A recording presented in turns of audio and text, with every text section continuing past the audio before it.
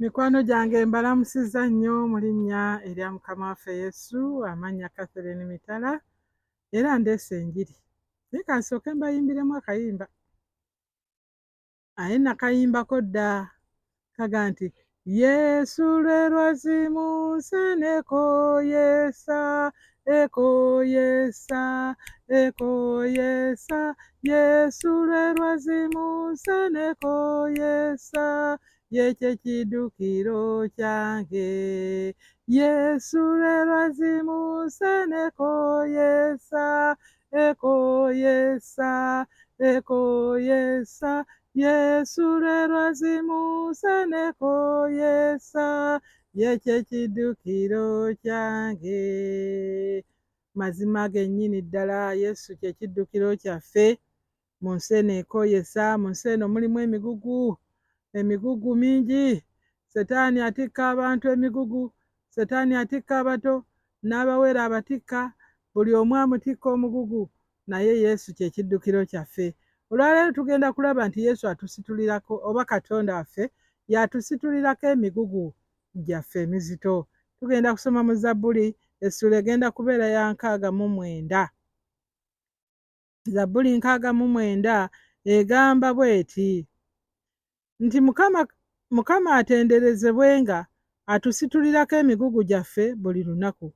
Ye Katonda, bwe bulokozi bwaffe. Olwabiri, Katonda ye Katonda atulokola, era yakuwa Mukama ye nannyini kuwonya mu kufa. Haleluya! Nti Katonda Mukama atenderezebwe, oyo atusitulirako emigugu gyaffe. Katonda y'atusitulirako emigugu gyaffe. Emigugu gy'olina ogimanyi? Tulina emigugu mingi, naye agambye nti agisitula buli lunaku. Bannange, Katonda nga waakisa! Katonda atusitulirako emigugu. Bannange, Katonda bw'omuwa omugugu gwo agukusitulira n'agukuggyako n'aguyiringisa. Buli lunaku setaani abaako emigugu gy'atutikka, n'akugamba oyo mukyawe, oyo mutunuulire eriiso ebbi, oyo bw'akubuuza tomuddamu, bw'oba oyitawo tomutunuulira. Mukambuwalire, mulyazaamaanye, mukole bw'oti. Setaani akutikka emigugu naye n'olowooza mbu bye bikusanyusa by'oyagala. Si by'oyagala. Gwe ng'omuntu si bye wandyagadde okole banno. Naye ye setaani bye bimusanyusa, by'ayagala abantu bakolagane. Ono akolegane munne bw'ati, n'oli n'amugamba bw'aba akutunuulidde eriiso ebbi, musoozi, wanda amalusu ng'ayitawo, musaleko ebigambo. Kwegamba buli lunaku setaani akeera n'emigugu. Omanyi ye alina emigugu mingi, azunga najja ava najja eno nadda eno. Bw'akusanga ng'oli mwereere nga tolina Yesu, agikutikka. Setaani atikka emigugu. Naye Bayibuli etugambye nti Mukama atenderezebwenga, atusitulira emigugu gyaffe buli lunaku. Bambi takoowa. Ogenda okulaba Catherine yadde akugambye olwaleero oyo gundi eyakusazeeko ebigambo, embuzi bwe zirya emmere ye tozigoba. Mukama n'agukuggyako ogwo n'aguteeka wali. Setaani n'akomawo ku ssaawa 4 n'akugamba nti nkubuulire, kaakati nno omwami w'oyo mufumbire omunnyo omungi kubanga yakujoozi. Mukama n'agukuggyako n'aguteeka wali.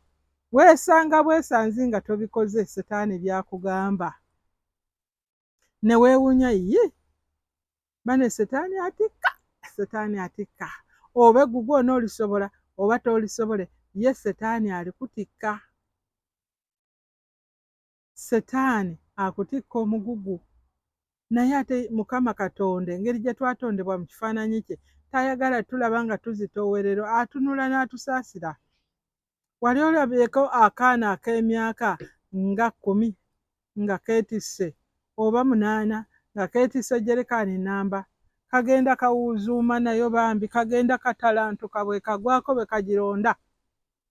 gwe toba nakusaasira gye kali.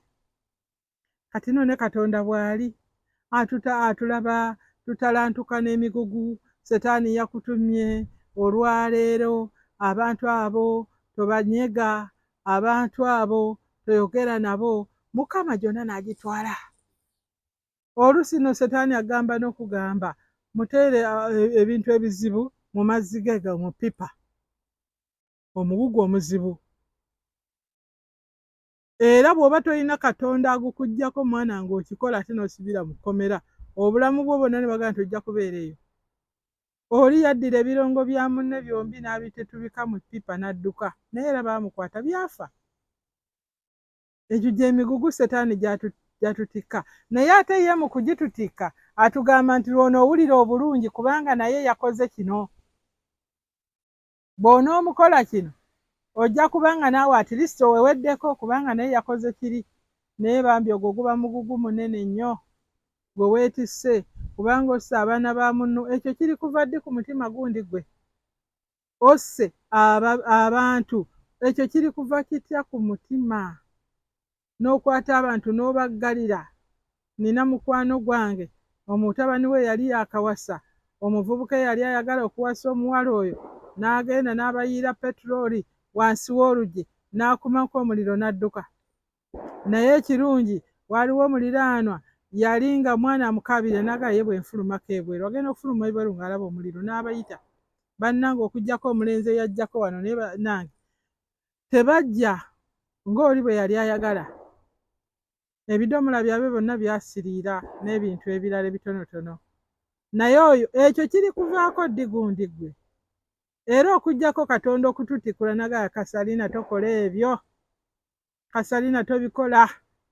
Bannange atenderezebwe atusitulirako emigugu gyaffe buli lunaku ye Zabbuli 68 olunyi lwa 19. Katonda ye Katonda, bwe bulokozi bwaffe. Katonda bwe bulokozi bwaffe, tetulinaayo. Bulijjo mbagamba tetulinaayo bulokozi mu kintu kirala kyonna, kakibe kisolo, kaabe muntu, kaabe nga mugagga muvundu, kaabe bazadde baffe, tetulinaayo bulokozi bulala okuggyako Katonda ye mulokozi waffe. Katonda ye Katonda atulokola. Katonda ye Katonda atulokola. Banne bw'obanga weewaayo eri Yesu buli kaseera aba akulokola. Akulokola mu bintu ebifaanana ng'ebyo n'akugamba tobikola, towuliriza ddoboozi eryo. Mujjukire Kaawa bwe yawuliriza eddoboozi lya Setaani n'aleeta akabasa mu nsi n'olwaleero kwe tulimu. Buli lw'owuliriza eddoboozi lya Setaani aba akutisse emigugu, naye Katonda ye Katonda y'atulokola. Era yakuwa Mukama ye nannyini kuwonya mu kufa. Tagamba kuno okufa nti baamuziise kubanga ffenna era tulifa. Nange omubuulizi w'enjiri ndifa, n'oyo gw'olaba ku luguudo alifa, nabali ababulira mu Crusade, ffenna tugenda kufa. Naye waliwo ate okufa okw'emyoyo. Bw'ova mu mubiri guno biba tebiwedde, naye kisinziira wafa nga Mukama Katonda akutikkuddeko emigugu oba wafa nga okyagirina. Ekyo kisinziira obulamu bw'okola ki, bw'ogendamu. Nti atulokola mu kufa. Waliwo okufa okwokubiri. Kuno okufa kwo buli omu alifa, ne ba Adamu baafa, ne ba Ibulayimu abaali abatuukirivu, ba Yakobo, ba Isaaka bonna baafa, ne ba Peetero bonna baafa. Naye waliwo okufa kuli kakongoliro. Ng'oli mu kufa naye ng'ate oli mu bulumi, nga tosobola kubweggyamu. Maama wo bw'atasobola kuggyamu, muganda wo teri asobola kubukuggyamu. Ne Sitaani yennyini kakukema ate agenda kubeera ye nga yakasikibwa dda mu bunnya. Oyo Setaani gwe muwulira aba gwe mulaba ayinaayina ng'akema abantu tebagenda naye mu Geyeena. Ye Setaani agenda kasikibwa mu bunnya obutakoma, Bayibuli bw'egamba. Ye Setaani alikasukibwa mu bunnya, kwegamba emirembe n'emirembe ng'akyakkirira naye nga tannatuuka ku bottom. eyo gye bali musibira. Kale weewuunya okukema ebyenkanidde awo n'akukozesa n'akutika agagugu bw'ogasitula n'ogatwala mu banno ne gabakuba bbomu. Bw'akola ki? Byonna n'abikukozesa n'obikkiriza, naye ate ku nkomerero ya byonna temugenda kubeera naye. Aliba eri ng'akkirira mu bunnya obutakoma, nga gwe ate naawe oli eno gukusiiyika, naye ng'ate toggwaawo. Waliwo okubeera nti gwakwokezza n'oggwaawo, ogukwokya naye ng'ate toggwaawo. Mukama bagambye wano nti era yakuwa, Mukama ye nannyini kuwonya mu kufa. Bw'obanga toyagala kufa okwo, kkiriza, Mukama yakuwa ye nannyini kuwonya mu kufa. Katonda ye nannyini kuwonya mu kufa, taliiyo mulala. Ne maama wo yakugaana okulokoka, ne mwami wo yakugulira ebirungi mbu kubanga bw'onoolokoka sijja bikugulira. Oyo tagenda kulokola, buli omu aliba yeerwanako yekka. Abantu bonna abakuyinula oba mukama wo akuwa omusaala mungi ng'akugamba bw'olokoka nkugoba, tagenda kubaayo. Katonda yekka ye nannyini kuwonya mu kufa. Twesige Katonda abooluganda, tukkirize Katonda, oyo nannyini kuwonya mu kufa. Atuwonya emigugu, agambye nti yatwetikkirako emigugu yekka. Bannange enjiri ng'ennyumidde ate okumanya nti Katonda afaayo n'atwetikkirako emigugu ate n'atuwonya mu kufa. Lwaki tewandisenze Katonda oyo awonya mu kufa? Lwaki tewandisenze Katonda oyo akwetikkirako emigugu? Muganda wange, lwaki? Naye ddala kiki ekikugaana? Kiki ekikugaana? Baani abakugamba ebigambo ebyo ebikugaana okulokoka? Mwana gwe ali awo. Lwaki okkiriza nnyo ebigambo byabo abaakugamba n'otokkiriza bino ebya Katonda yennyini akuwonya mu kufa?